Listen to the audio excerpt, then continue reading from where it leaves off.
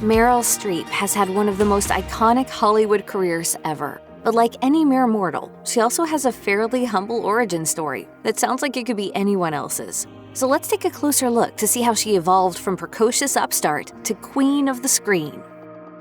Born on June 22, 1949, Meryl Streep was drawn to acting from a very young age. As she recalled during a 2010 commencement speech at Barnard College, "I remember very clearly my own first conscious attempt at acting. I was 6, placing my mother's half slip over my head in preparation to play the Virgin Mary in our living room." That experience made Streep feel, quote, quieted and holy, even though it was only for her parents and siblings. Her talent was apparently quite clear right out of the gate, as her family members were all impressed with her performance. Her mother encouraged her at every turn, telling her how fantastic and capable she was. As Streep recalled, she was saying, "You can do whatever you put your mind to.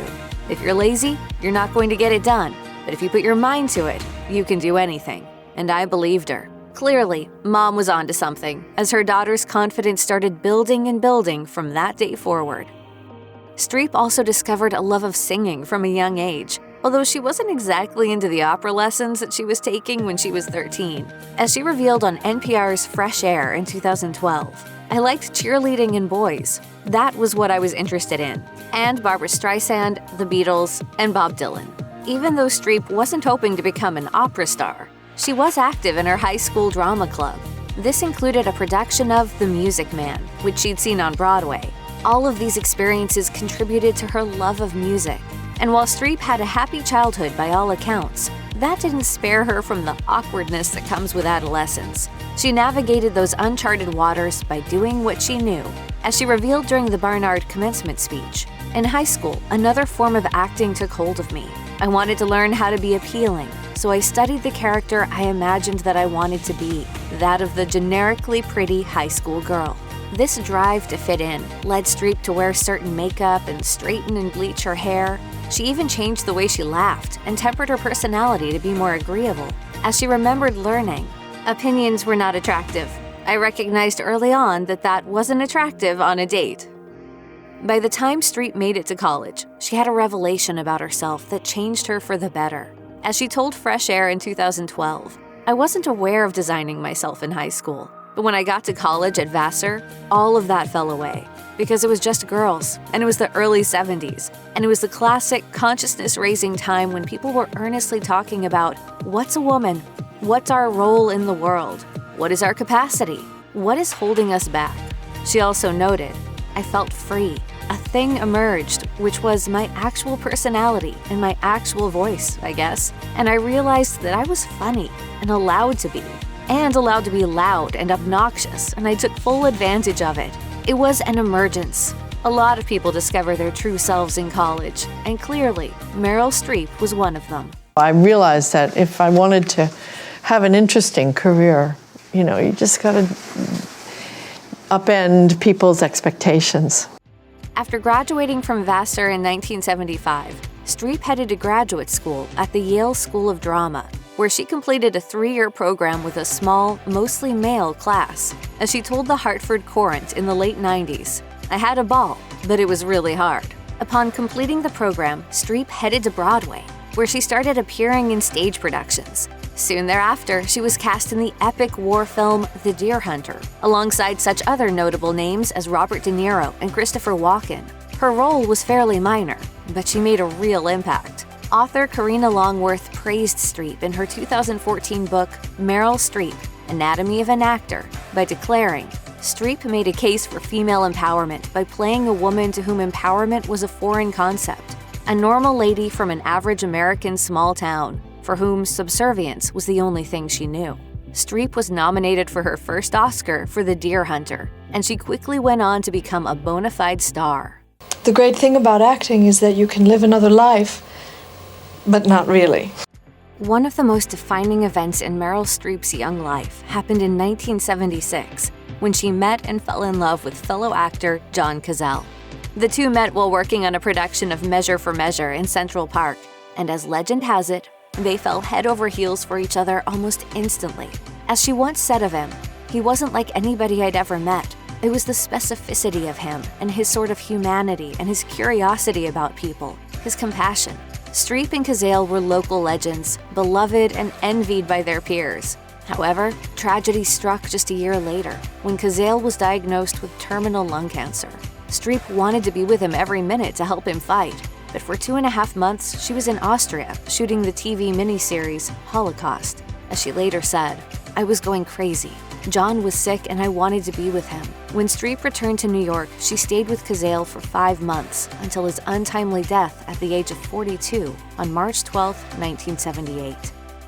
Following the death of Cazale, Streep retreated to Canada to process her loss. Upon her return to New York City, she was hit with more bad news, as she found herself thrown out of her apartment. In order to pack up, she summoned help from her brother, who brought a friend with him, artist Don Gummer.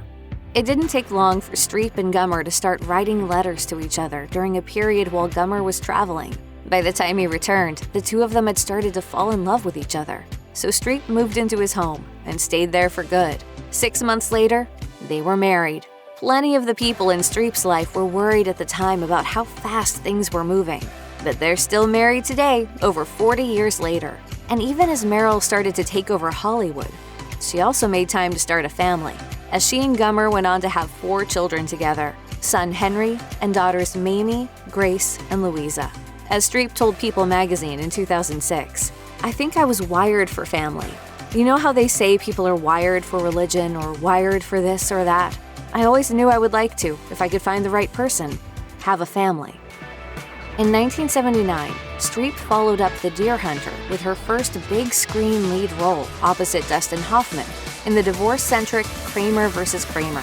The film was a smash hit that won 5 Oscars, including Best Picture and Supporting Actress for Streep, her first of 3 Oscar wins. But the movie is also famous for some on-set controversy, as Hoffman took the liberty of slapping Streep across the face without her consent. As she revealed to the New York Times in 2018, "This was my first movie, and it was my first take in my first movie, and he just slapped me, and you see it in the movie. It was overstepping." There were also reports that Hoffman groped Streep, although a representative for the actress told E! News that that wasn't exactly correct. As the rep explained, there was an offense, and it is something for which Dustin apologized, and Meryl accepted that. And I have worked very, very hard to become a whole human being. On the heels of Kramer vs. Kramer, Streep found herself catapulted to the top of the silver screen heap, as she became one of the most in-demand actresses in the history of Hollywood. Over the next few decades, she stunned in classic dramas like 1981's The French Lieutenant's Woman and 1982's Sophie's Choice. She made audiences laugh in comedies like 1991's Defending Your Life and 1992's Death Becomes Her.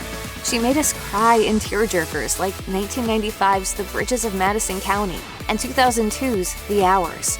And in the 2000s, she stole our hearts in The Devil Wears Prada and Julie and Julia. And even after all that, Streep wasn't done, as she went on to star in even more notable movies in the 2010s, like The Iron Lady, Florence Foster Jenkins, and The Post. She also wowed audiences and critics alike on the small screen in the second season of HBO's Big Little Lies. And we can't forget how fun she is in the Mamma Mia musicals, and how compelling she was as Aunt March in Little Women. Streep is undeniably singular in her success, and there's no doubt that she remains at the top of the Hollywood food chain, even all these decades later. No. That wasn't a question. One thing that's evident about Meryl Streep is that she has staying power. She's been in the entertainment industry for over 4 decades, and she seemingly never has problems getting parts. But there were a few moments along the way that even she fell prey to Hollywood ageism.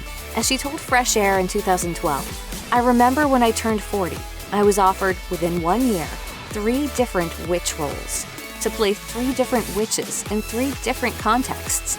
It was almost like the world was saying, or the studios were saying, we don't know what to do with you."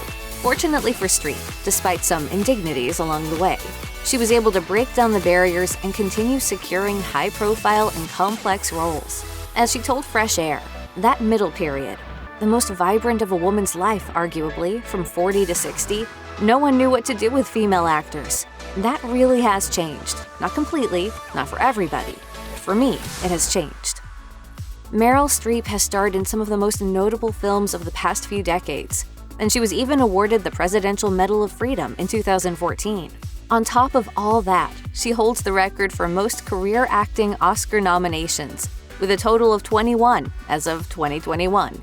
She's won 3 times for Kramer vs. Kramer, Sophie's Choice, and The Iron Lady.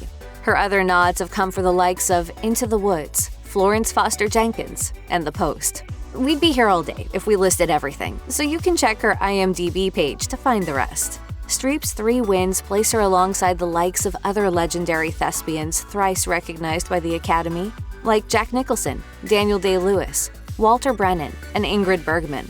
The only actor who's ever won more than them was Katharine Hepburn, who took home 4 during her career. Meryl Streep has truly done everything, all the while embracing who she truly is and what she really looks like.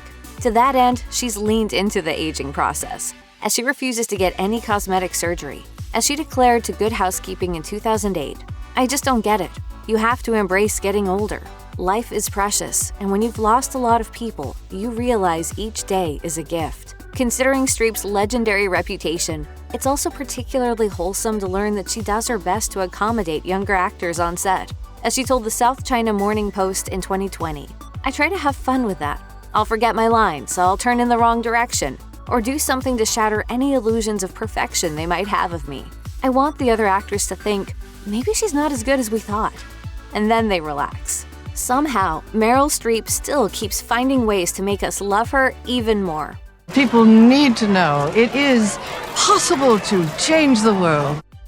Check out one of our newest videos right here. Plus, even more list videos about your favorite stars are coming soon. Subscribe to our YouTube channel and hit the bell so you don't miss a single one.